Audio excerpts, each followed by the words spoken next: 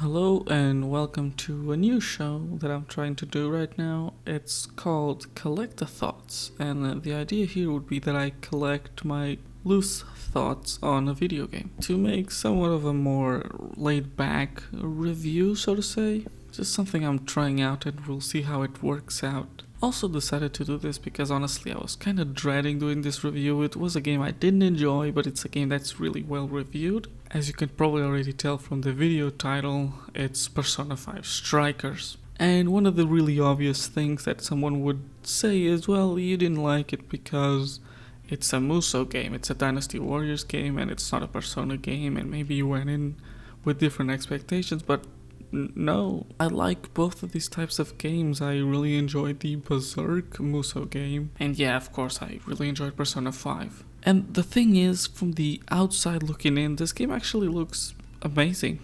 It really does know how to take the aesthetics of the game world in Persona 5 and translating them into this Destiny Warriors style game while feeling like it fits and it still works.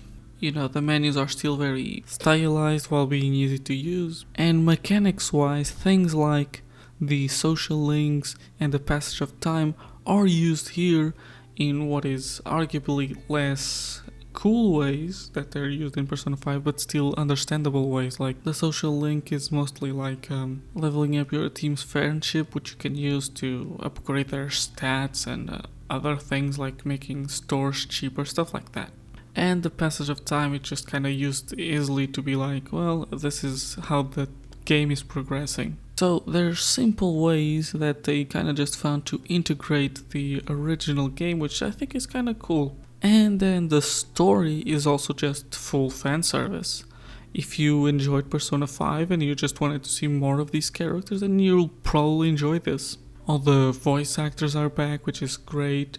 The story is simplistic once again, it's not on the same level as Persona 5, especially when you think about the villains and how they don't really relate all that much to our main characters, or they don't have particularly motivations or give you interesting motivations for you to stop them. They're just kind of assholes, and I guess you want to stop them because they're assholes. And once again, that's fine because this is a spin-off, you know? Like, I don't expect Persona Dancing All Night to be deep, you know?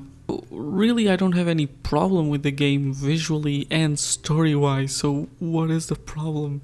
And it's the gameplay. Well, first let's start with the good, I guess. I think that personas are cool. I mean, the way that they do it here. They work kind of like your special attacks. You know, you have your regular hack and slash play, but then you have your personas which can use attacks like they do in the original game. Fire, water, wind, you know, that kind of thing, where you have to work on that rock, paper, scissors type of combat. But the thing is, and I didn't find this with other Destiny Warriors games I've played at least, is that combat just goes for a really long time here. Even if you are exploiting the enemy's weakness, most enemies that aren't cannon fodder have huge health bars, and it's really draining time-wise. I felt like, why isn't this fight over? And once you finish it, you're just like, on to the next one. And if that wasn't bad enough, you kind of feel like you have to grind to be on level. And sometimes I'm like, am I not on level? Because like, this fight is just taking so long.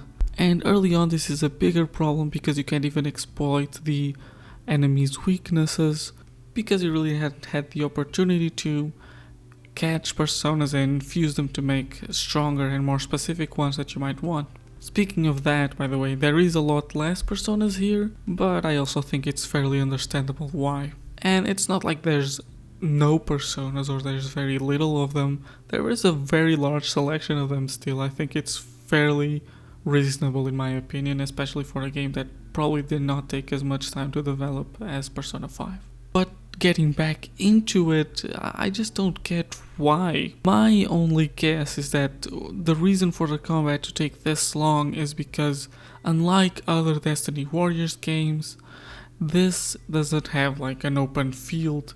It is a much more linear experience, even if the levels have some level of open-endedness. And one of the big things is, I wonder if this is just a me thing, because I don't see other people complaining about this. The game has great reviews and a lot of people seem to be enjoying it. And I want to be right there with them. I think this game looks really good. Taking all that Persona style and putting it in a 3D action game, I think looks good, and it plays relatively good. I will say that it is very floaty, which is already a Destiny Warriors thing, but here it's like extra floaty. The hack and slash bit just feels like you're slashing through butter. It really doesn't have much tactile feel here, which I think really adds to that combat just going for so long. Maybe you just feel like minutes on end, it's just not very satisfying. And once again, I feel like I have to repeat myself. I didn't feel this with the other spin-off Musou game I've played recently, the Berserk one.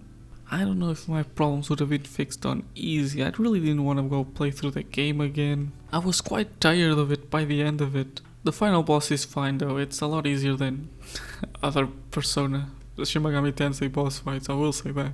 Yeah, I think it's so weird how this very little thing about the gameplay just pushed the whole experience down for me. I just didn't feel like I wanted to play it. You know, I wanted to experience this world again, but I felt like I couldn't. I felt like going into this game, I felt, and not to be hyperbolic, but like almost like a sense of dread every time I had to come back to this game. And it's why it took me almost 6 months to finish it. I started on the Switch and then I was like, maybe it's the Switch version, and I switched to PC and it wasn't the Switch version. The Switch version is fine. It's actually a pretty good port. But I will say that the PC version looks gorgeous and it was worth it. But still, I cannot express how much I tried to like this game and I just couldn't, because the gameplay just felt so slow. And to really just kind of finish this bit off, I know I'm just kind of rambling about it.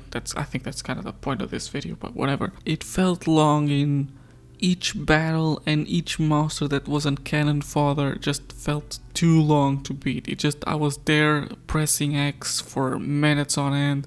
It didn't feel hard, it didn't feel easy, it just kinda was happening. And I feel like the bosses having half the health bar or the fight just going on quicker would have had the same experience. No, actually, I think it would have felt better, because I felt like I wouldn't have my time wasted, and that's kinda how I felt about this game. And I've played a lot of games, I'm not like stingy about my time, but I just kind of felt like I was droning on with this one. But yeah, final thing I guess I should mention is the soundtrack, and it's okay.